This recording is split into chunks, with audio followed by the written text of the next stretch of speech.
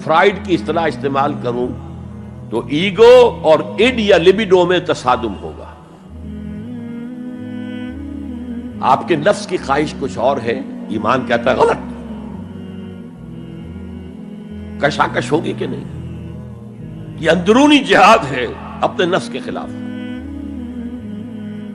جیسے فرعون نے کہا تھا الیس لی ملک مصر وہذہ الانہار تجری من تحتی، کیا میں بادشاہ نہیں ہوں مصر کا؟ مصر کی حکومت میری نہیں ہے؟ اور کیا یہ ساری نہریں جو ہے میرے نظام کے تحت نہیں چل رہی؟ اسی طرح برا نہ مانیے، ہمارا نفس کہتا ہے یہ جسم میرا ہے، میری ملکیت ہے، اٹس مائی ڈومین، میری خواہش پوری کرنی ہوگی. جیسے اس نے کہا میں نہیں جانتا کوئی خدا ہے میرے سوا اور میرے اوپر، میں نہیں مانتا. نفس بھی کہتا میں نہیں ماننے کو تیار، کیا حلال ہے کیا حرام ہے، کیا جائز ہے کیا ناجائز، میری خواہش پوری کرو.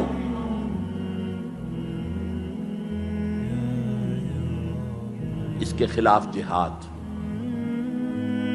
یہ پہلی منزل کا جہاد ہے. اور آپ کو معلوم ہے 3 منزلہ عمارت ہے، تو بلند ترین تو ہے تیسری منزل، اہم ترین ہے پہلی منزل. پہلی منزل بنے گی تو دوسری بنے گی، دوسری ہوگی تو تیسری بنے گی نا. پہلی منزل یہ ہے اور اہم ترین یہ ہے. اسی لیے مولانا روم نے کہا نفس ماں ہم کم ترس فرعون نیست، میرا نفس بھی فرعون سے کم نہیں ہے، لیکن ایراعون نیست، اس کے پاس لاؤ لشکر تھا. اس نے زبان سے بھی کہہ دیا تھا انا ربکم الاعلی، میں ہوں خدا. میرا نفس بیچارہ اس کے پاس کوئی لاؤ لشکر نہیں، زبان سے تو یہ کچھ نہیں کہتا، اندر یہی کہتا میں بادشاہ ہوں اس وجود کا، میری مرضی پوری ہے. اسٹرگل اگینسٹ دس بیسر سیلف، ایک سیلف ہے اونچی سیلف، خودی، انا، ایگو، اور ایک ہے یہ بیسر سیلف، یہ ہماری جبلتیں جو اندھی بہری ہیں، جو حلال اور حرام سے انہیں کوئی غرض نہیں ہے، ان کے خلاف جہاد کرنا. آپ نے فرمایا صلی اللہ علیہ وسلم المجاہد من جاہد نفسہ، اصل مجاہد وہ ہے جو اپنے نفس کے خلاف جہاد کر سکے. تمہارے اندر یہ دشمن تو بیٹھا ہوا ہے، تکڑا ہے، تمہیں کنٹرول کرنا، چلے وہ باہر کے دشمنوں سے جہاد کرنے کے لیے. تم نے ٹانگے کو گھوڑے کے آگے باندھ دیا. اور ایک دفعہ حضور سے پوچھا گیا ای الجہاد افضل یا رسول اللہ، اے اللہ کے رسول سب سے افضل جہاد کون سا ہے؟ فرمایا ان تجاہد نفسک فی طاعت اللہ، اپنے نفس کے خلاف جہاد کرو، اسے اللہ کا مطیع کرو. یہ جو اندر کی کشمکش ہے، کشاکش ہے، یہ جہاد فی سبیل اللہ کا نقطہ آغاز، اللہ کا مطیع بنانا ہے نفس کو. اس کے ساتھ 2 سب لیول اور ہیں. اس نفس کو بھڑکانے والی ایک قوت ہے انویزیبل، اور ویزیبل بھی ہے. انویزیبل قوت سب سے بڑی ابلیس، شیطان لعین، اور اس کے چیلے چانٹے جنات میں سے. اور ویزیبل میں انسانوں میں جو اس کے ایجنٹ ہیں، جو فحاشی کو کلچر کا نام دے، یہ اس ابلیس کے چیلے ہیں. ان کے خلاف جہاد نہیں کریں گے آپ. اگر آپ ان کے خلاف ایگریسو ایٹیٹیوڈ اختیار نہیں کریں گے تو آپ ان کے دباؤ میں آ جائیں گے. ان الشیطان لکم عدوا فاتخذوہ عدوا، اے لوگو یہ شیطان تمہارا دشمن ہے، اس کو اپنا دشمن سمجھو. وہ تمہیں سبز باغ دکھاتا ہے، بدی کو مزین کر کے دکھاتا ہے، اچھے اچھے نام اس کے رکھ دیتا ہے، اور تمہیں آمادہ کرتا ہے بدی کے ارتکاب پر. نہیں، وہ تمہارا دشمن ہے.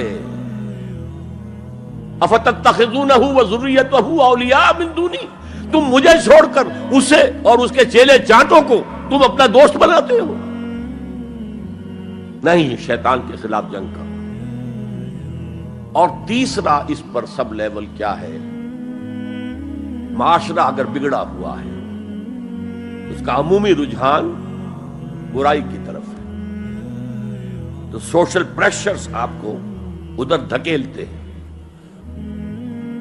جیسے کہ اگر کوئی موب جا رہا ہے تو اس کے ساتھ چلنا تو بہت آسان ہے، وہ خود ہی آپ کو دھکیلتا ہوا لے جائے گا، اس کے خلاف چلنا بہت مشکل کام۔ ہو سکتا ہے آپ بڑی زور لگا کے 4 قدم آگے بڑھیں، پھر کوئی ریلا آئے 10 قدم پیچھے لے جائے۔ تب 2 ہی راستے ہیں، زمانہ بات و سازت تو بعد زمانہ بے ساز، یا تو پیسو معاملہ ہے، زمانہ تمہارے ساتھ سازگاری نہیں کرتا، چھوڑو تم زمانے کے ساتھ سازگاری اختیار کر لو، چلو تم ادھر کو ہوا ہو جدھر کی۔ ایک یہ ہے کہ نہیں، زمانہ بات و سازت تو بعد زمانہ ستیس، زمانہ اگر تمہارے ساتھ ساز عبادت تب بنے جبکہ اس میں حد درجے کی محبت شامل ہو۔ الا لا ایمان لمن لا محبت له، الا لا ایمان لمن لا محبت له، الا لا ایمان لمن لا محبت له۔ یہ محبت نہیں ہے، اس کا کوئی ایمان۔ محبت اللہ کی نمبر 1 اور محبت اس کے رسول کی نمبر 2۔ محبتیں ہوں تو ایمان ہے، ورنہ قرآن میں فرمایا گیا الذین آمنوا اشد حبا للہ، اشد حبا للہ۔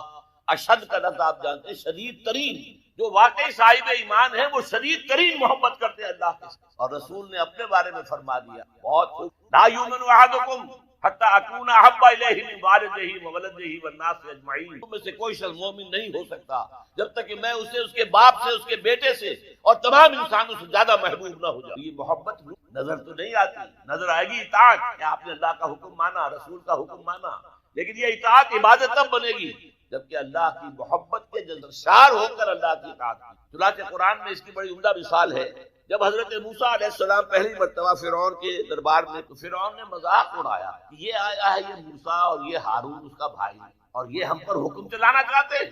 وَقَوْمُهُمَا لَنَا عَابِدُونَ، حالانکہ ان کی قوم تو ہماری عابد قوم ہے، غلام قوم۔ اب یہاں عبادت کے کیا معنی؟ بنی اسرائیل اس سے نہیں، وہ بادشاہ کی پرستش نہیں کرتے تھے لیکن بادشاہ کی اطاعت کرنے پر مجبور تھے، اطاعت کرتے تھے۔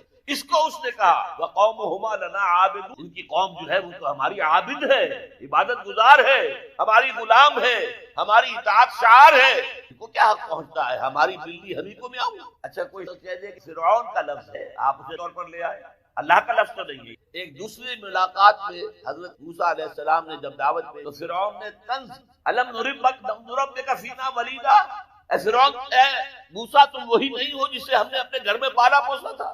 اللہ تعالیٰ کے حکم سے حضرت موسیٰ کو تو ایک صندوق میں بند کر کے دریائے نیل میں ڈال دیا تھا ان کی والدہ نے۔ وہ محل کے پاس سے گزر رہا تھا کہ وہاں کچھ عورتیں دریا پر آئی ہوئی تھی نہانے وغیرہ کے، انہوں نے وہ تابوت جو تھا سر کو پکڑ لیا، اور اتنے خوبصورت، یہ فوراً سمجھ میں آ گیا تھا یہ کوئی اسرائیلی ہے، اور اسرائیلی بچوں کے بارے میں حکم تھا کہ فوراً قتل کر دو اگر لڑکا ہو، لڑکی ہو تو۔ لیکن یہاں حضرت آسیہ تھی، فرعون مسلمان بنی اسرائیل نے کہا فرعون لا تقتلوا، مت کرو، قرۃ اعین لی ولک، دیکھو ہمارے ہاں اولاد نہیں تو میرے اور تمہارے لیے آنکھوں کی ٹھنڈک بن جائے گا، دیکھو کتنا خوب۔ لہذا اللہ تعالیٰ نے ایک جگہ سورہ طٰہٰ میں احسان کیا حضرت موسیٰ پر، وَأَلْقَيْتُ عَلَيْكَ مَحَبَّةً مِّنِّي، میں نے اے موسیٰ تم پر اپنی محبت کا پرتو ڈال دیا تھا۔ ایسی محبت خدا بندی، ایسا اس کا جذبہ ابھرا لوگوں کے اندر۔ موسیٰ کو محل میں پلے ہیں تو اس کے بعد فرعون کی اس وقت تک اولاد نہیں تھی، بعد میں اولاد ہو گئی، لیکن وہ جو بعد میں اولاد ہونے والا جو ہے، پیدا ہونے والا شہزادہ، وہ حضرت موسیٰ کو اپنا بڑا بھائی سمجھتا۔